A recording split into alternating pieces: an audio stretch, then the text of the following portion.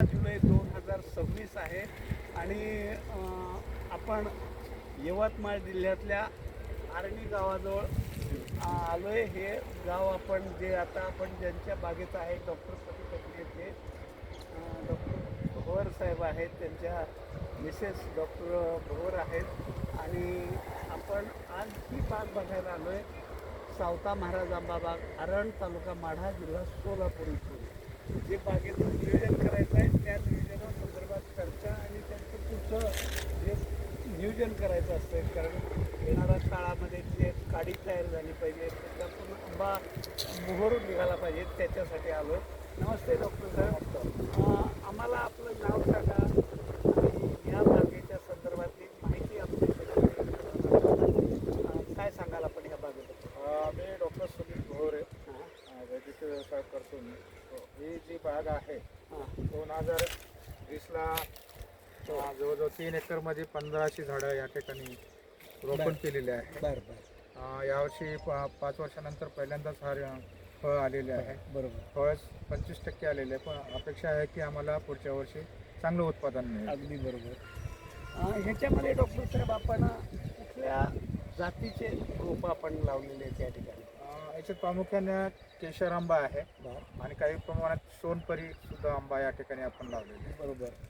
आज आपण ज्या वेळेला पाठीमागं वळून बघतो, तुमचा वैद्यकीय व्यवसाय आहे, शेतीमध्ये वेगवेगळे प्रयोग आपण करताय, दोघं कुटुंब आपल्याकडं आम्ही बघितलं, सगळं बघत असताना तर हे जे प्रयोग आपले चालले, बाकीच्या गावच्या शेतकऱ्यांना ह्यापासून प्रेरणा मिळावी आणि त्यांनीही आपल्याकडे यावं, ह्यासाठी आपण काय केलं? यासाठी मागील आम्ही 2 वर्षामध्ये या ठिकाणी कार्यशाळा घेतलेली आहे शेतकऱ्यांची. बरं बरं. याच्यामध्ये प्रामुख्याने सेंद्रिय शेती कशी करायची, नैसर्गिक शेती कशी करायची याबद्दल सविस्तर मार्गदर्शन दिलेलं.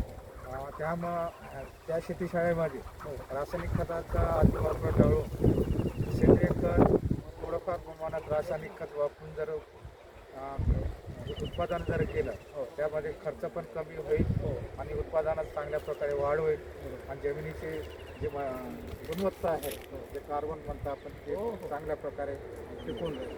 सेंद्रिय खत. मॅडम, तुम्ही ही बाग पहिल्यापासून सुरुवातीपासून याला म्हणतो आपण त्याच्यामध्ये पूर्ण वेळ लक्ष देऊन आपण ही बाग तयार केलेली आहे, काय सांगा? बाग तशी चांगली आहे, पण थोडंसं मध्ये प्रॉब्लेम आला होता. ते पाणी साचायचं इथे एकाच वेळेस 50-100 झाडं जायची. बरं. तर मग मी त्यात जलतराची टीम बोलून ते आता ते झाडं थोडेसे म्हणजे मरण्याचं प्रमाण कमी आलं. यावर्षी एकही मेलं आहे ना. Very good. खूप चांगलं काम केलेलं आहे. आपण एक शेतकरी म्हणून इथं बाग बघायला आला आहे, काय सांगाल या बागेबद्दल? तुमचं नाव सांगा. माझं नाव महेंद्र पुणेश्वर. हां. लहान शेतकरी. गाव? गाव माझं कुराड आहे घाटांजीमध्ये. बरं. तसं माझा इथं बरंच येणं असते. हो. बाग बघण्यासाठी मी वारंवार येतो बरं. आणि इथून बरंचसं काही शिकण्यासारखं आहे. त्याच्यामुळं काही वेळ राहून मी परत निघून जातो. धन्यवाद. आपलं नाव सांगा. विजय करून माझा व्यवसाय शेतकलमा तिकडेच असते. कलमामध्ये शेतकऱ्यांना कळलं. शेतकऱ्याला कलमा. आणि आमच्या इथे कसं यवतमाळ जिल्हा पारंपरिक शेतीकडे वळलेला कापूस उत्पादक जिल्हा आहे. ते कापूस आणि सोयाबीन पलीकडे कोणीच बघत नाही. कसं रोड टच असल्यामुळे प्रेरणा मिळण्याचं काम आता भोवरेसरच्या शेतकऱ्याला देखील बरोबर असं वाटतं. कार्यशाळा वगैरे भरून इथं आता याकडे वळत आहे. पण आतापर्यंत पारंपरिक शेती आमचा यवतमाळ जिल्हा म्हणजे आत्महत्याग्रस्त जिल्हा म्हटल्यानंतर ते सगळ्यात महत्त्वाचं आहे. विदर्भ आणि मराठवाड्यामध्ये सगळ्यात जास्त आत्महत्या होत आहेत. त्यात आमच्या यवतमाळ जिल्ह्यात सर्वात जास्त असतं. बरं, त्याच्यावर तर आपण काम करायचं आहे. म्हणून आता याच्यातून उत्पादन आणि म्हणजे मेहनत आणि मजूर कमी लागतो. हो. आणि दुसरी गोष्ट म्हणजे त्याच्यापासून पैसाही भरपूर मिळतो. भरपूर पैसा. पारंपरिक शेतीपेक्षा जास्त पैसा. त्याच्यामुळे आणि पश्चिम महाराष्ट्रात आणि विदर्भात थोडंसं आमच्या इकडे जमिनी भरपूर आहे, तुमच्या इकडे जमिनी कमी. अगदी पण तुमच्या इकडे बहुवार्षिक पिके घेतली. हो हो. आमच्या इकडे तीच आता फळबागेच्या माध्यमातून करायचं. ते आता आमची जे आहे डॉक्टर साहेब आहेत. डॉक्टर साहेब याच्या प्रेरणेतून आता सगळ्यांना बरोबर.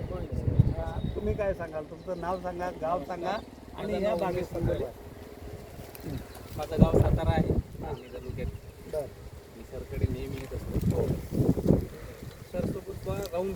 कसं करत आहे, काय करत आहे, कसे फळ येत आहे, हो. त्यांच्या मार्गदर्शनातून मला स्वतःला लावायचं आहे.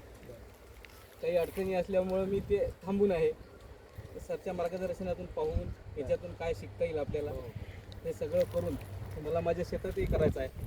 किती जमीन आहे आपली? माझ्याकडे 12 एकर शेती आहे, पाण्याची व्यवस्था? इरिगेशन आहे. आम्ही दोघं भाऊ आहो. विहीर बाग आहेत, बाग आहेत. बोर बाग आहेत, कसं आहे? विहीर विहीर विहीर बाग विहीर आहे. पाणी भरपूर आहे. पाणी भरपूर आहे. थोड्या अडचणी असल्यामुळं ठीक आहे ना. हे अडचणी काय कायमच्या घरचूक राहत नसतात. उगवलेला दिवस मावळत असतोय, त्यामुळं ते परिस्थितीचा भाऊ कधी करायचा नाही. डॉक्टर साहेब तुमच्याबरोबर आहेत, आमच्यासारखा एक छोटा शेतकरी तुमच्याबरोबर जोडला जाईल आणि त्यातनं आपण नक्की या विदर्भातला हा एक पायलट प्रोजेक्ट म्हणून इकडच्या शेतकऱ्यांना मार्गदर्शक करेल अशा प्रकारची ही आंबा बाग असेल, बाकीचे जांभळाचे असतील, शेवगा असेल, वेगवेगळ्या पद्धतीने त्याला आपण रासायनिकला थोडासा बाजूला करून ऑर्गॅनिकमध्ये कसं जाता येईल, होमिओपॅथीमध्ये कसं जाता येईल, या पद्धतीचा आपण विचार करूयात आणि या भागातला शेतकरीसुद्धा आत्महत्या करणार नाही या पद्धतीचं काम इथं उभा राहील ही खात्री, हा विश्वास. धन्यवाद. राबाई.